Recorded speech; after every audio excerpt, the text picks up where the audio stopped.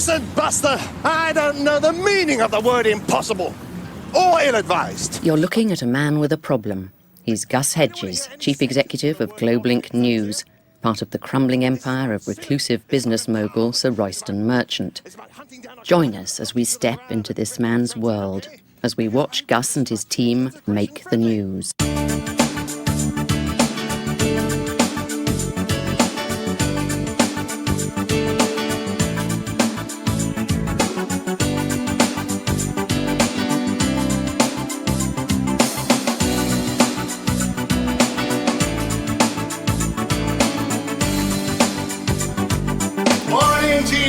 Have we rebooted our mental hard disks this morning? You bet.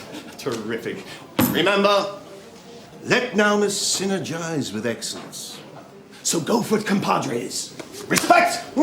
My job is all about motivation. That's one of the 4 M's of management. Motivation, morale, money maximization, and mega conciseness.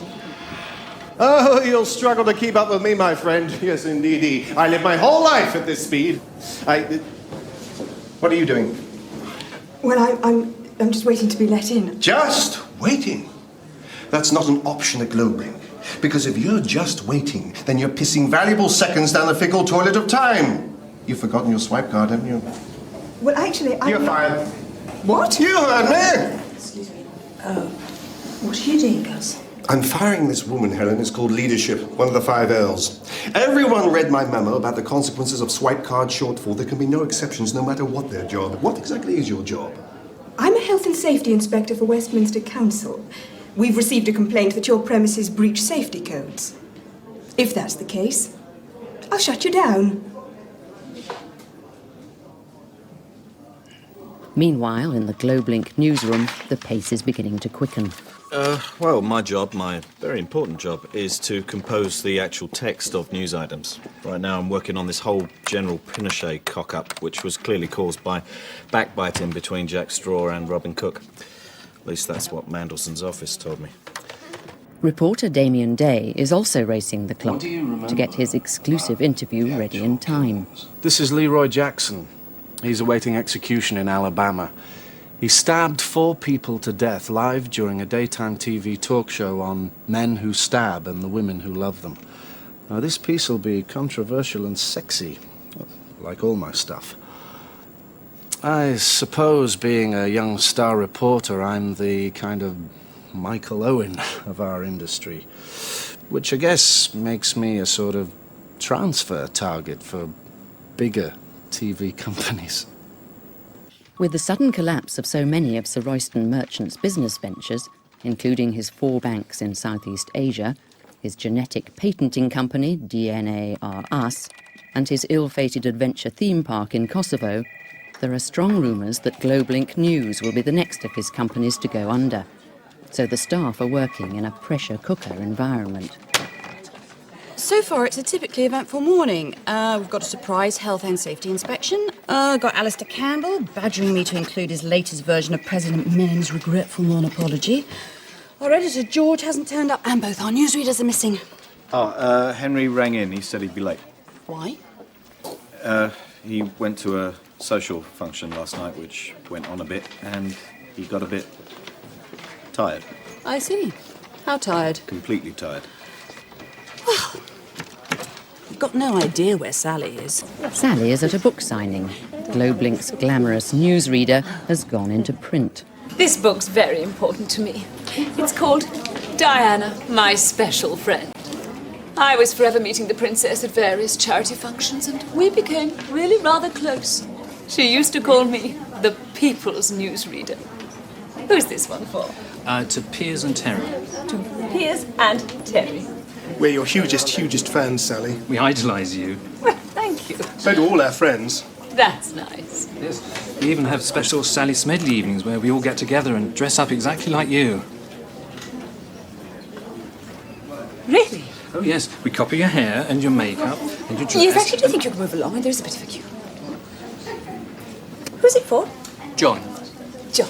And Jeremy. Meanwhile, news editor George Dent has finally made it into work. Well, it's quite an amusing story, really. You see, Every night before I go to bed, I like to go to this piece of waste ground behind where I live and just watch the badgers who live there. Anyway, last night the big male was out rummaging around and I just happened to be wearing this pair of carpet slippers I've got, which are shaped like hedgehogs. I say, I never realised hedgehogs are natural prey for badgers. Anyway, I managed to prise open his jaws in the end. Had to go back to casualty again this morning for another 6 injections. Still, there you go.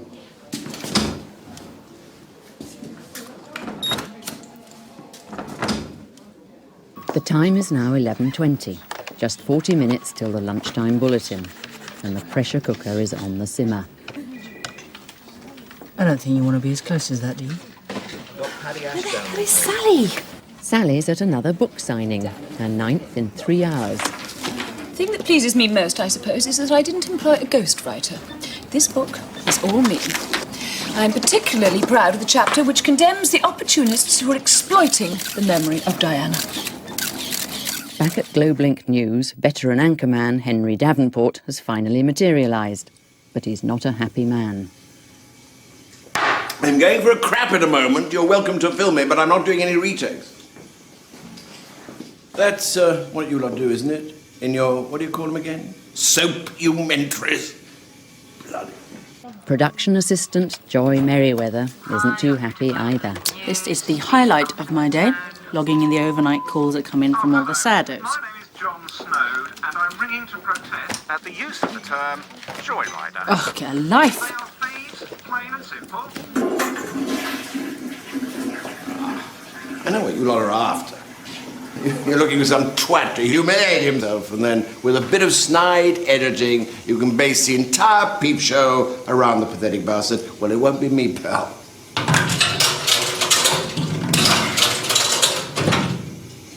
Entered it again. I really must slow down. So get it right, Globlink. Twat. Is there anybody there? It's Henry.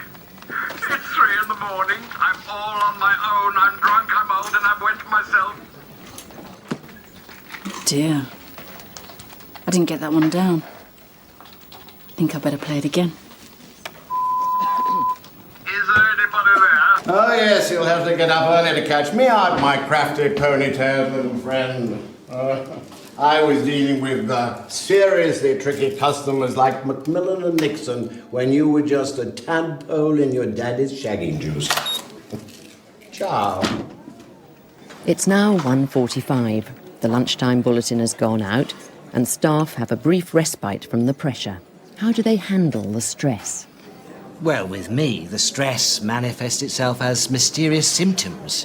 You know, nausea, dizziness, tinnitus, phantom hemorrhoids, allergies to badger bites. Everyone has something. I mean, with Dave, the stress comes out as his gambling problem. Well, I don't have a gambling problem, actually. I have an ex-gambling problem. I've quit, basically, because I've finally accepted I'm an unlucky person. Not as unlucky as George, obviously. I don't have hot bits of meteorite drop on me while I'm sunbathing in my garden. Yes. But the plain fact is I have not won a single bet in 20 months. I surrender. Well, ever since the 3 unexplained fires in Sir Royston's software factories on Teesside, things have got a bit worrying. And, well, of course you feel the stress sometimes. I mean, only a moron would never feel pressure. I never feel pressure. I wouldn't know stress if it jumped up and down on my chest until I experienced breathing difficulties. I thrive on pressure. In fact, if I'm not experiencing enough pressure, I go out and create some.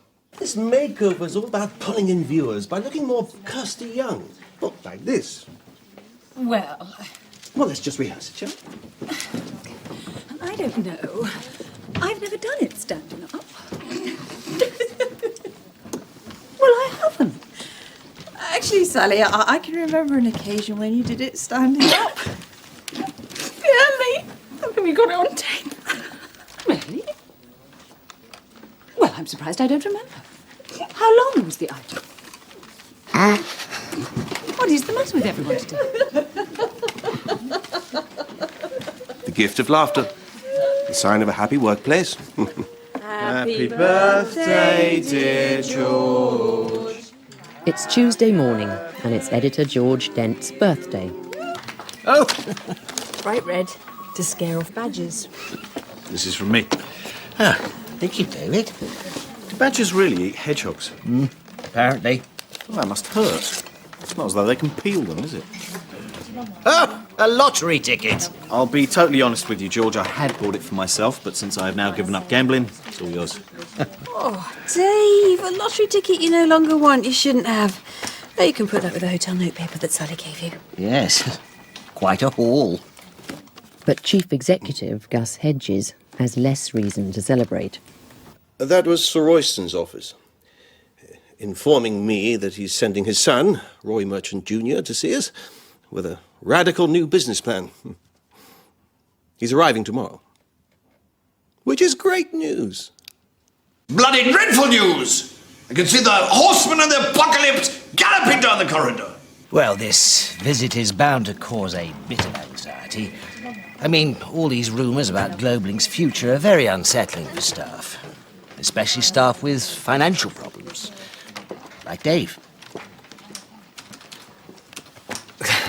Yeah, well, I do have a bit of debt from the ex-gambling thing, but it's really not very much.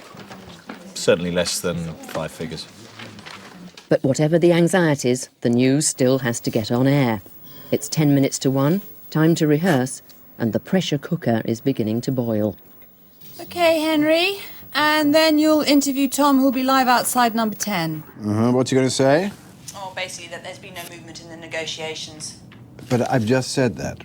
Yeah, I know, but... So his bit is completely pointless.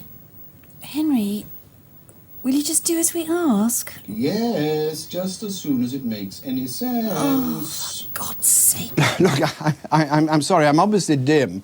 But why are we bothering to interview Tom when he will simply repeat what I have said? Yes, but he'll be repeating it live from the scene. Why? Because TV's a visual medium, for God's sake. If nothing's happening, you have to show it's not happening live, as it doesn't happen. Do you know nothing about this business, man?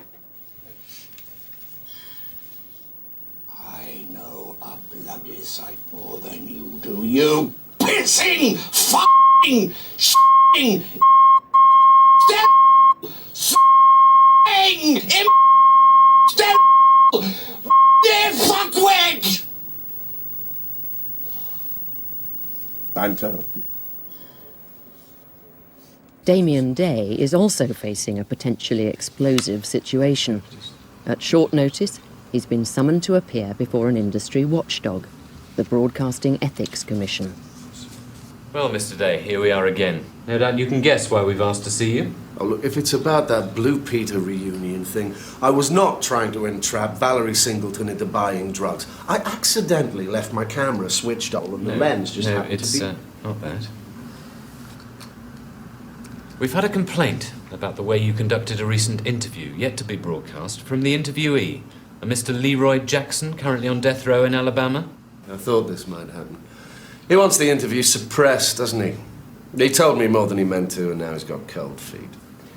He told you more than he meant to because you dressed as a Catholic priest and offered to take his last confession. He's lying. Can you prove that? Come on, who are you gonna believe? Me? You're a convicted murderer! Well, I don't think we need to waste any more time with that question. Now, the committee I can't feels... believe you are going to uphold a complaint from a killer. And the man stabbed 4 people. Actually, it's not just him who's complained. We have a letter from the prison governor in Alabama. The American embassy have just sent us this fax, and we're particularly concerned with this letter. Dreadful handwriting. Yes, it is. But His Holiness is quite elderly.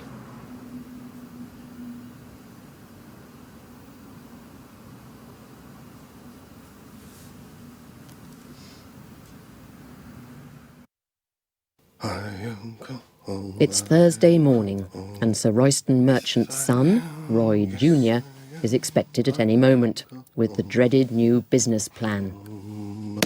But the staff do have some good news to celebrate. George Dent has won £60,000 on the midweek lottery. So George's financial future seems secure, at least. I've never won anything before.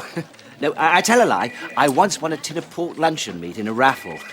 I remember that because of the botulism business. But £60,000. I haven't quite decided what to do with the money. I think the important thing is not to get carried away. I might just put it all in my post office savings account. Though, obviously, with a windfall like this, it is important to remember your special friends. So, I'll probably be giving quite a lot to the Badger Protection League. Cheers. But Sally is not in a champagne mood. During a spot check of a local bookshop, she's been unable to find a single copy of Diana, My Special Friend. I mean, your shelves are awash with Eureka Bloody Johnson. But where the hell's mine? Well, I'm afraid we've had to remove your book from the shelves. What? Well, you see, there have been rather a lot of complaints from customers. About what? Quite a few things, actually, but mainly the chapter where you explain how the princess told you that she'd modelled herself on you. And, of course, we do have to respond to concerns expressed by the public. Bugger the public! What do the public know about anything? They wear shell suits and eat processed cheese! Well, quite. In actual fact, well, this is head office's decision. I was actually rather disappointed because, well, you see, I'm actually a massive fan of yours. Oh, really? Oh, yes. I've got a big poster of you on my wall at home.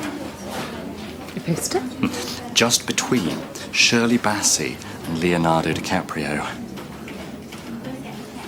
Back at Globlink, a new problem has arrived. We've just received the verdict of the Health and Safety Inspector, and it is pretty damning. Yes. Though I'm not sure it's totally fair. I think she's allowed herself to be unduly influenced by the fact that she fell down that open lift shaft. Still, it's not all gloom. George does have his £60,000. Yes. One with a ticket that was mine, but that I gave to him. Hey, George. Yes. Thank you, David. You've helped make a lot of badgers very happy. God, I'll be pleased to see the back of these sneaky fly-on-the-wall bastards. Yeah. You know there's talk of them using hidden microphones. Also bloody punchable. Especially the bald producer with a ponytail. Looks like a billiard ball with a bit of snot hanging off it. Yeah. Oh, by the way, the chemist rang. Your bulk order of Viagra is ready for collection. Right. Thanks. Any idea where they've hidden these microphones? Well, I know there's one in this plant. Yeah, well, I mean, I'm going to have to do a certain amount of re-editing. Globlink got an official slap across the wrists. Formal warning. But obviously that letter from the Pope didn't help. Well, especially the bit where he excommunicated me. Probably get quite a bit of stick from my mum about that. It's mid-morning, and the waiting is over. Roy Merchant Jr. has arrived with the new business plan. 1,000 welcomes, and any graffiti you may see is the work of fifth columnists from rival companies. Right. Thank you. But there are some who do not feel like applauding. Well, you think you know people, don't you? I mean, you like to think that if someone had a bit of luck because you gave them something and that person knew you were in financial difficulties, you'd like to think that they'd at least give you a bit of financial assistance. But no. That's when you discover that they're far more concerned about the financial needs of a bunch of omnivorous, stripy bog brushes. Well, I've had it with George Dent. He's just greedy, selfish little shit. Oh, it's terrific to have you with us, Roy. Yes, indeedy. How is Sir Royston? Well, I'm so fond of him. He's been like a father to me. Well, I'm sure he's been like a father to you, too. Well, not like a father. He is your father, isn't he? Let's face it. I'm sure he's been both. Both like a father and actually your father. Absolutely. Fantastic. I'll convey your best wishes to my father.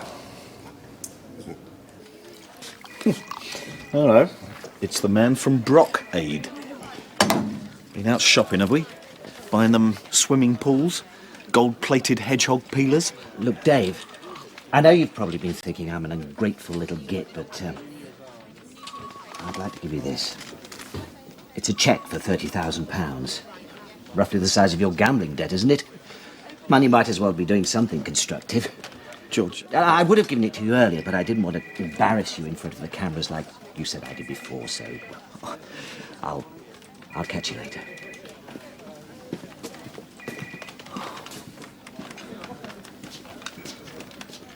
Another hour has passed. Staff are still waiting to hear what Sir Royston's son has in store. And they may well have a while to wait, because the lift is stuck. Won't be long now.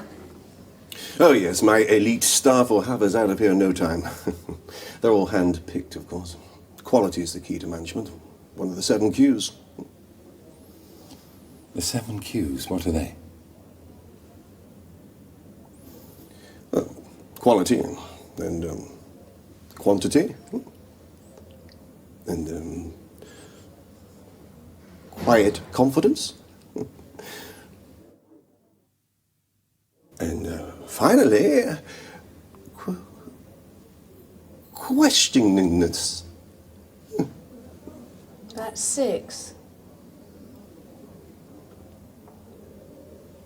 This lift's from Belgium. Meanwhile, George is fielding another problem. Sally Smedley has been arrested in a bookshop for shouting homophobic abuse at customers. Yes, I'm sure she is making a bit of a fuss. Liquid Kosh. Right. OK, thanks for your call then, Sergeant.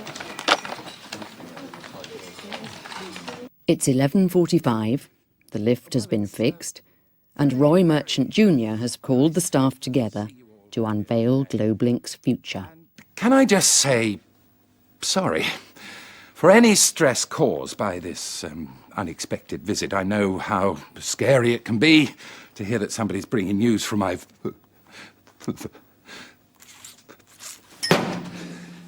father. Anyway, as you all know, Sir Royston's global business interests are undergoing a rapid rationalisation. So for Globelink News to survive, we've been forced to make certain cutbacks. And to cut to the chase, I'm afraid we will have to trim the current workforce by 72%. What? 72%? We have to reassure the bankers, Gus. How the hell do we lay off 72%? Well, hopefully a lot will go through the more painless routes, you know? People volunteering for early retirement. Yeah, and after that? Well, there may be enforced redundancies, yes, starting, I suppose, with the older members of staff.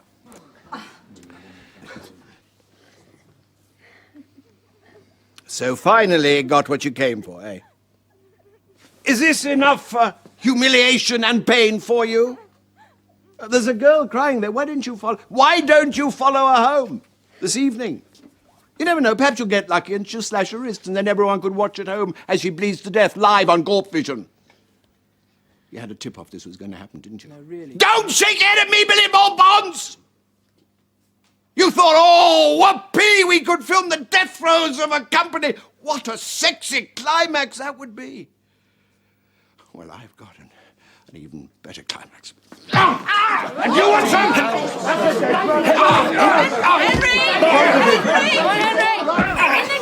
Give me that camera! Give me that camera! This is Henry Davenport for Globelink News. Nice one, Henry! I mean, I got the truth out of the man who murdered this poor woman's family, didn't I? Yeah? And that's my job, isn't it? Bloody I Poe. can still see their eyes. Who's he think he is, eh? It's the knife. Just some Oh, Pole God. in a frock.